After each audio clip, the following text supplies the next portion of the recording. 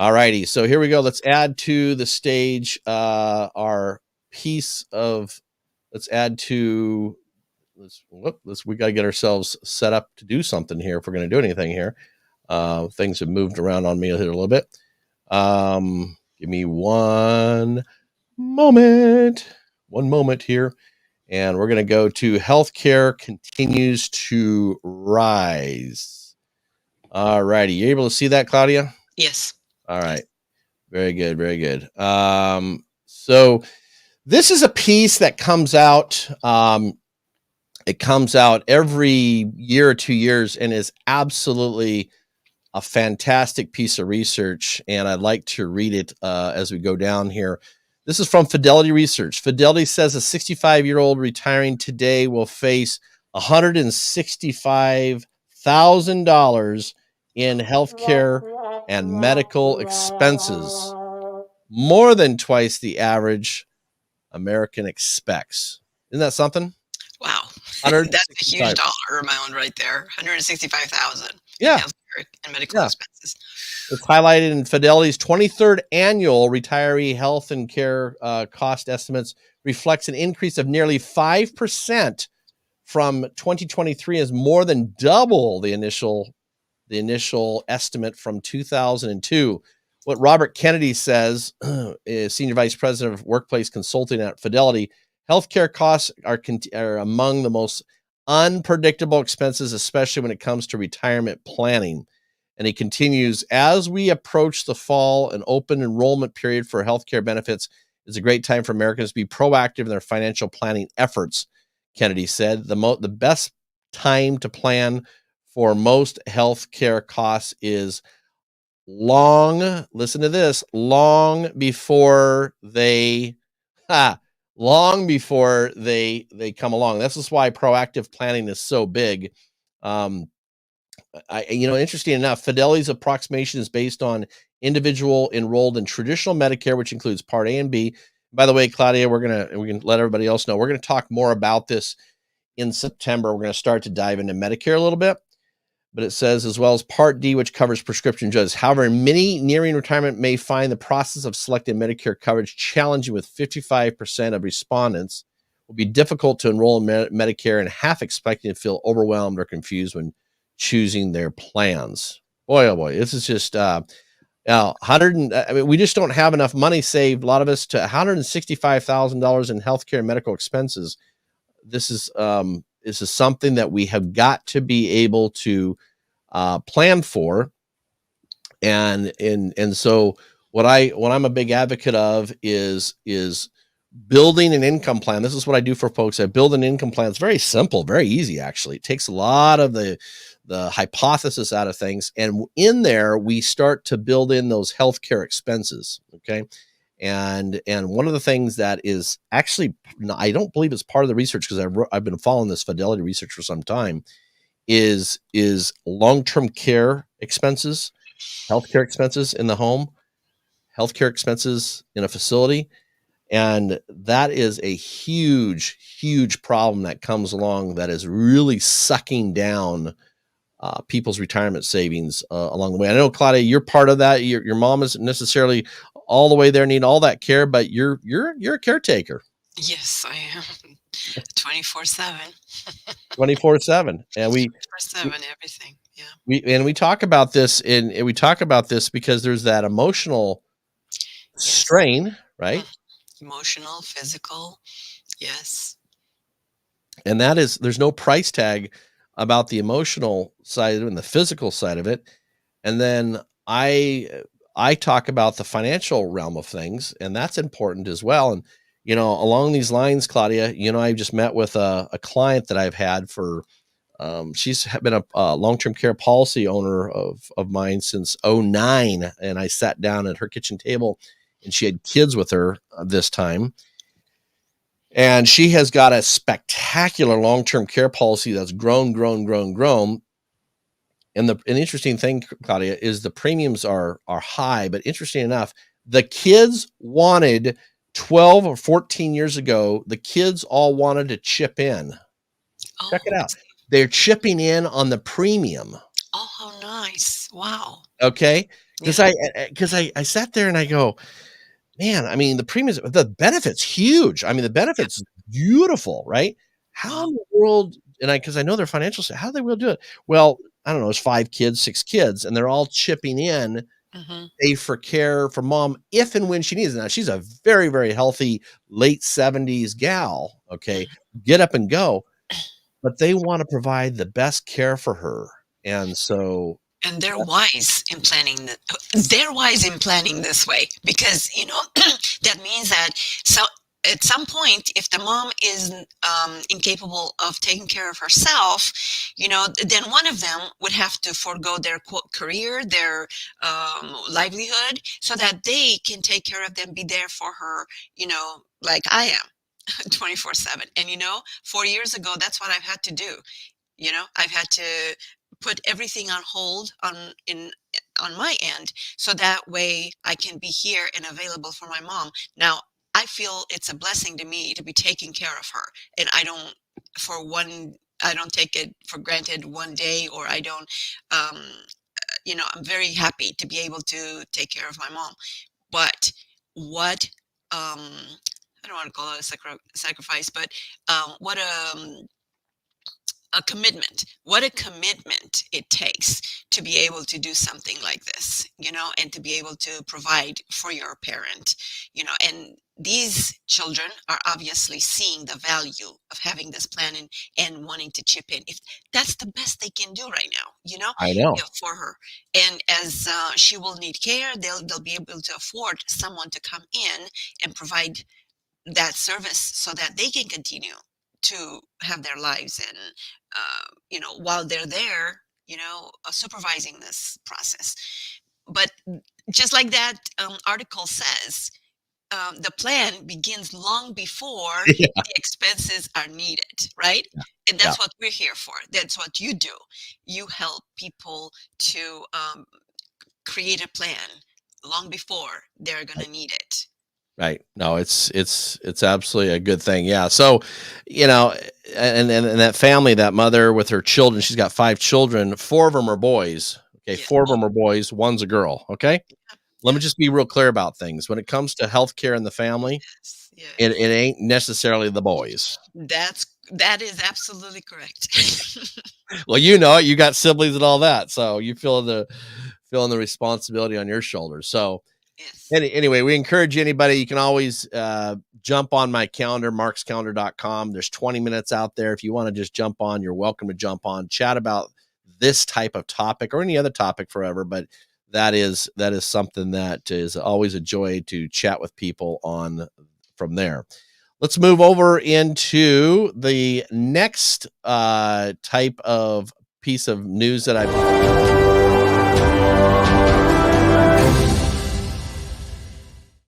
All righty. So let's bring my second piece of news. I found an interesting topic here: how to spend twice as much in retirement. Holy moly, how is that possible to spend twice as much in retirement? So let's take a peek here at the piece of research. Again, folks, we are bringing out research. We are bringing out research that we want to share. And let me see where my bring this ad to the stage. Let's go into move that, and then let's do one more here.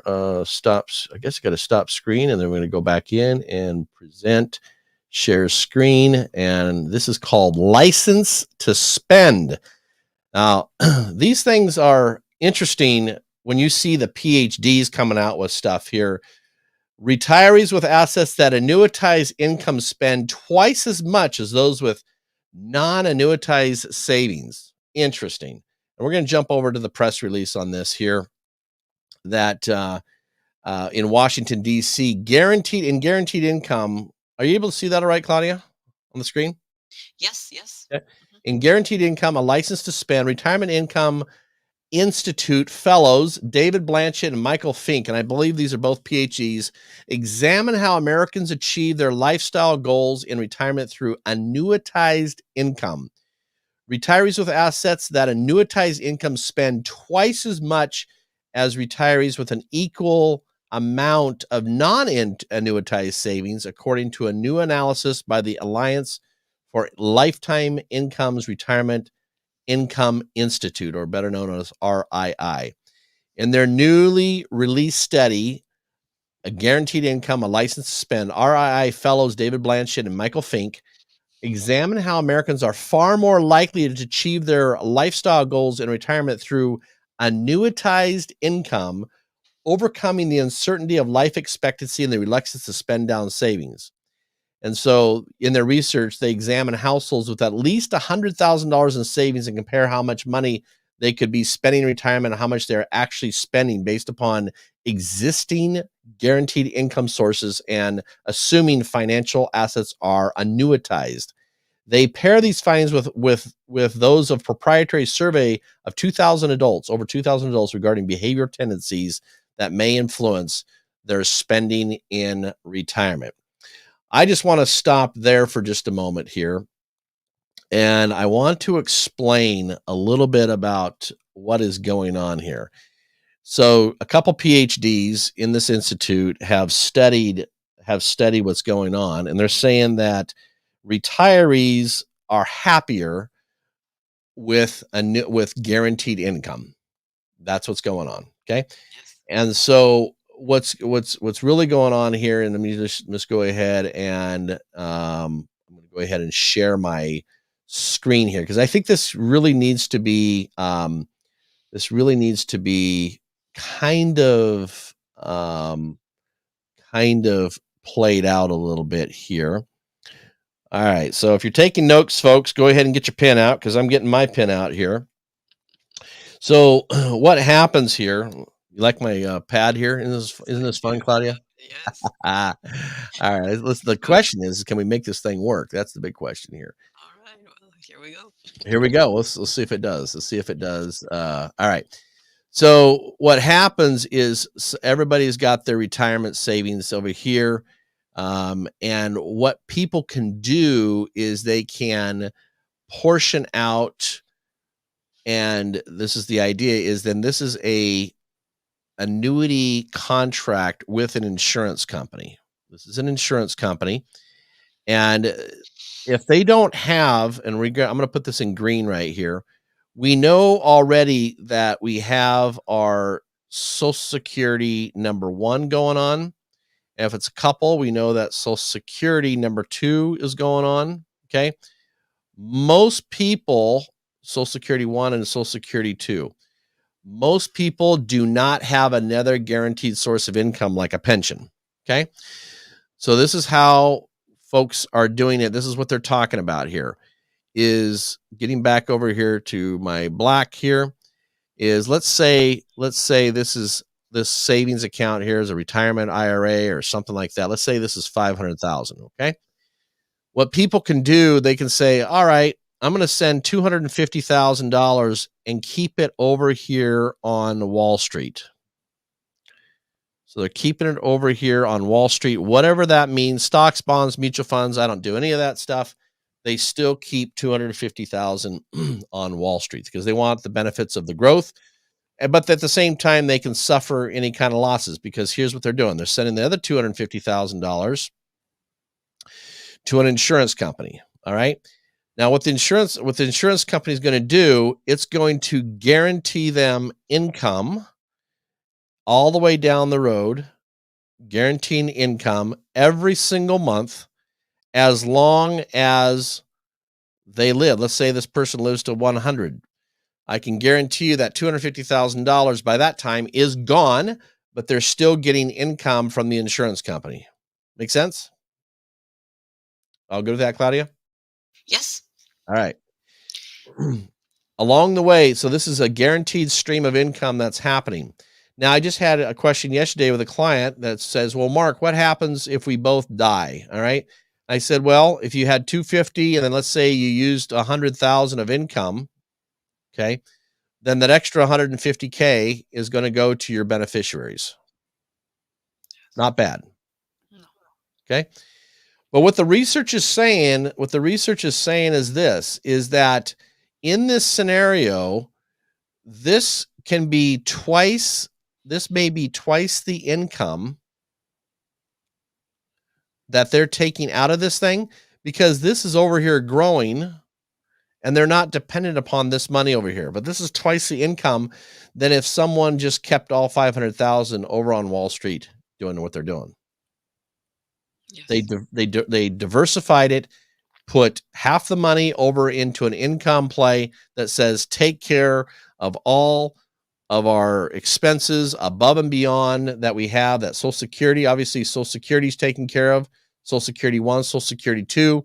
Give me one more stream of income guaranteed. It may start a year from now, may start 5 years from now, may start 10 years from now. It may start whenever, or may start immediately, but give me income. And what's happening is people are finding out, well, or what the research is showing, is that it's that they can, because of the fact that they're comfortable with spending money, they're getting a check every single month. And everything that they use that month, the next month, another check comes in from the insurance company. It just keeps on coming and coming and coming all the way to age 100. It just keeps on coming. The question is, this is the big question. This is what's been a big deal right now. The question on the table is, what is the distribution rate of my savings? What's the distribution rate of my savings that I'm getting? Now, these guys over here, if they just keep it 500,000, some people say you can take 4% out. The PhDs are saying, no, it's more like 2.5% out and not run out of money by age 90. But in this scenario over here with this annuitized income, you may see a 5% distribution rate. You may see a 6% or a 7% distribution rate. You may see that is being pulled out of your account and given to you guaranteed for the rest of your life. Wow, Mark, this is such, I would say, insider's information. Because how often, I mean, where else? I don't know that I have ever seen this play, this idea ever anywhere talked about by any other financial planner, really. And even by the most well-known ones, all they do is just sit there and they talk badly about the annuities. However, here's an example that you actually have set up for your clients, so that you can have a plan in place for them where it guarantees their income, and also it reduces their need to go to work while they're in retirement. That's right. And they can still keep some of their money over on Wall Street. Yeah. Isn't that beautiful? So here's they just took in this scenario, half of it. It may not be half, maybe it's a third, maybe it's 2/3. I don't know what the number is, right? Yeah. But the point of it is take some of you, because the thing is, in retirement, let's say you have 500,000, that 500,000 is meant to be generally for income. True? It's there for income anyways. Yes. Right? So either you try to create your own side income over on the side, and you're sitting there every year going, oh my goodness, Wall Street's up. Good. Let's take 4%. Oh, Wall Street's down. Let's take 1%. Whatever that is, you're going back and forth, because you don't want to run out of money. That's our challenge. One time I read an article where it says that in retirement, you will be having to manage your finances so much more closer, because every month you have to figure out something, you have to do something. Here's a plan that you don't have to keep doing that, because right. You already know you have a guaranteed income through your Social Security as well as through your annuity, through this setup, through this plan. And what a peace of mind that gives you. You can get to enjoy life with your family, with your grandkids. You don't have to sit there every month and say, oh, got to take out my pen. And what do I need to do this month, to make sure I have enough money to live on? Yep. Right. We also have an example of that, right? Of one of our clients that are having to do that, put everything on hold, Right. you know, and refigure their financial plan. Yep. And here Yep. they are, supposed to be enjoying their retirement, right? And And so maybe I could, yeah. So let me just share with you. You bring up an interesting point here, Claudia. Is for basic income planning, and I just had this idea too. And this is really what it is. If someone wants to engage, at the end of the day, we say, okay, what's our assets, right? What's our account values? Just a general number, right? yeah, But Claudia, the number one thing is what's your monthly expenses, right? yes, What's your monthly expenses? This is not a budget, by the way. This is not a budget. And I have a 2-page thing that I give somebody, and it's got some line items sitting there, and you just kind of say, what makes your life go round? I want my vacations. I want to pay off the car. I want to give some gifts to the grandkids, whatever that is, right? Whatever that is. And then part of that is then I build in here maybe special expenses, right? So we say, okay, if we have a long-term care event, right? What could that be, dollar be? Because we can get a pretty good guess on what care is going to be here in, say, 10 or 15 years, right? So a little special long-term care. Maybe we look at cost of living. We put a cost of living in there. We say, okay, we want to make sure our cost of living is going up at 3%. Over on assets, maybe we say, hey, you know what? I think I can get 4%. All right, fine. Or 5%, whatever that number is. I don't care what it is. The idea is this is a very, very basic element of what a income plan. I call it an income plan. What does an income plan entail?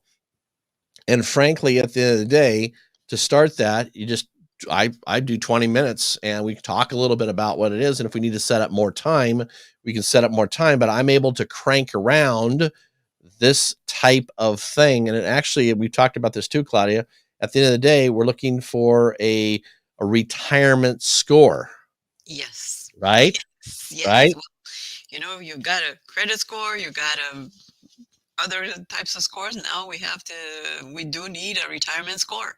We do How need do a we get one of those? exactly. And so how we get one of those is, and we're still coming, and just for folks to know, we're still bringing this out right now. We're still working behind the scenes to bring it. But basically, the idea is to have, when we put all this in, all right, your retirement score may come back with a 68% probability that your goals and dreams are going to happen, right? 68%. Or it may be something like 72%, right? It all depends on what that number is. It could be 74%. And what it's doing is using actuarial numbers behind the scenes called a Monte Carlo scenario. And it's factoring in 1,000 different Wall Street simulations to say, what's the likelihood of not running out of money? And I've got that video clip I'm going to play. Remember that, Claudia? Right? Yes. Mhm. 68% of the time happens all the time. All the time. Yes. Yes.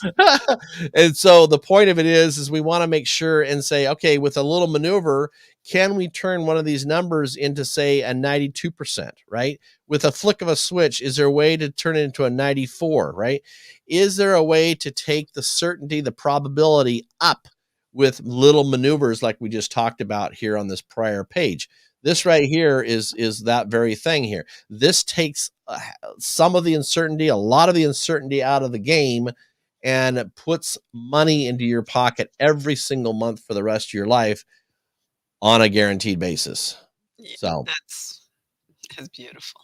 yeah, so we're in the process of bringing this retirement score feature out along the way. That's what we're doing there. So Um, basically, the retirement score is a measurement tool that yes, will help a person to know where are they in their financial plan for retirement, and if they have to do any adjustments, what those adjustments could do to improve their score. So that way, the score means that they will have enough money to last them throughout the rest of the remaining of their life, once they're in retirement. So that when you get to be 80 years old, you don't have to sit there and think, oh, I'm running out of money. What am I going to do? Wring your hands and then not have a source of income. that's right. That's right. No, you're absolutely right. It's all about that building that certainty because Claudia, we've talked about this here recently with some cases. Is we got two different couples, both in their late 70s, and they're very, very different in their approach. And one of them is doing a little bit of hand wringing over the course of time. I'm seeing the cognitive thing coming down a little bit as natural, right? Yes, yes. And then the other couple has basically put their money in, over the course of time, taking money. They're both long-term care clients, by the way. But now as they're going in their late 70s, they've got questions coming up. The other client was taken care of with guaranteed contracts over with insurance companies, with annuities. They're much happier. Now there's some questions, there's some tweaking we're going to do, but the point of it is they've never had to be concerned with losing their money along the way. And that's very, very important to do. As you and I, Claudia, as we work with people, is what's your journey going to be like, right?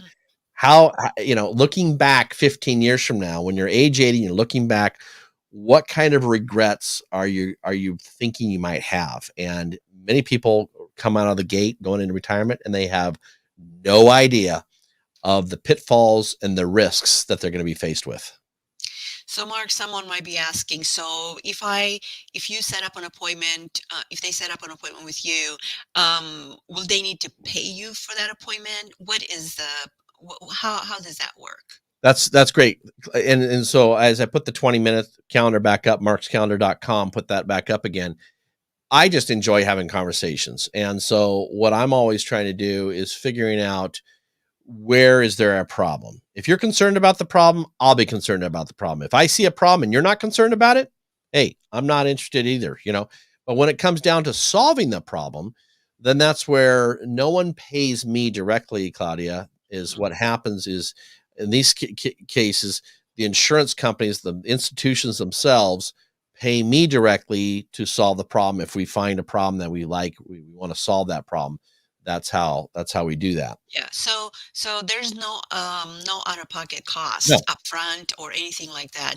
It's just merely setting up an appointment with you, have a consultation, and perhaps go see where the consultation goes from there. But there's no out-of-pocket cost upfront for anything. right. And we either do it on the phone or we can do it on a Zoom. If it's short like that, we might just do it on the phone. I am doing Zooms and I also do in person as well when time and space allots for it.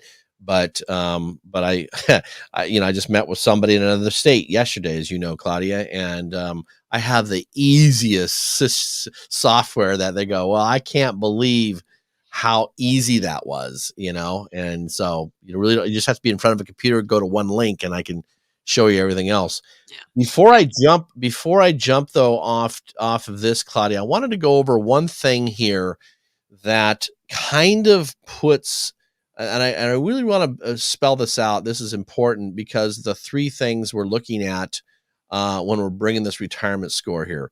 So we're looking at market volatility. Okay.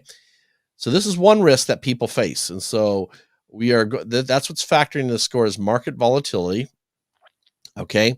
The other one that's factoring in here as well is income taxes. Now, we're not talking about that today, but income taxes is the amount of money you're transferring over to the IRS instead of your family. Okay. That's that. And then the other idea that's coming into here too, that draws this down, is what happens when there's a long-term care expense.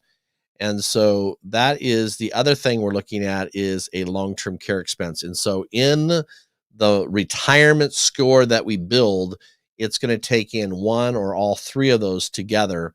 And that's a good thing. The question is, well, then how do we solve for that? And so that's why we're trying to get these scores up. We want happy people, don't we, Claudia? We want happy retirees. That's Yes, we do. Because why would we want to be so stressed out in our retirement years when it's time to enjoy the grandkids, the family, and just have a wonderful, peaceful time, to do the things you enjoy doing.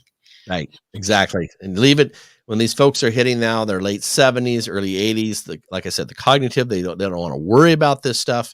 And so that's why for folks that are in their 50s or in their 60s, get 20 minutes on the calendar. I'll be happy to put together this retirement score. More details are coming out on that, and really taking in some factors so that you get that own report. You get your own report in your own hands in short order. So that's kind of a big thing there. So you know what I don't know if we have time or not, but I did have up on deck here.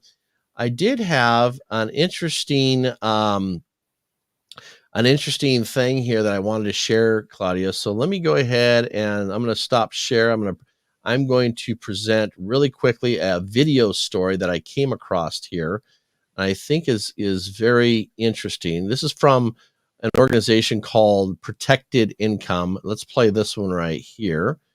And I did my first triathlon, and it was first time ever was a full Ironman. We've done various marathons, half marathons, full marathons. So we're very active in that way. We have 4 children, and our passion really is to watch our kids play sports.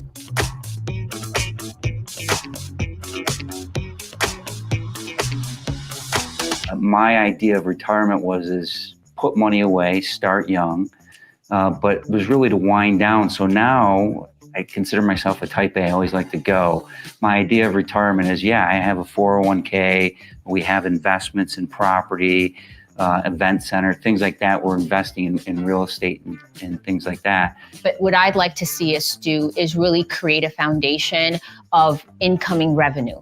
So as we pull back in providing medical services, we have a source of incoming revenue through our business investment venues, and depend on that more than like Social Security or your 401k or your simple IRAs that we have. I'm not really counting on that too much. I'm a little pessimistic about where that is going to be by the time we're ready to retire. So I'd like to secure some income on an ongoing basis. My parents gave me this. I want to do this for my children. And together with my family, I want to take them to the next level. And in order to do that, you have to be fiscally responsible. I want to be agile. I want to be able to do things. I want to be able to do things with my kids, my grandkids. But you've got to work every day now. You've got to prepare, whether it be financial retirement or your physical retirement or mental health and retirement. That's not just something that one day, okay, I'm retired today, I start. It started years before. And I'm hoping that we're giving that to our children.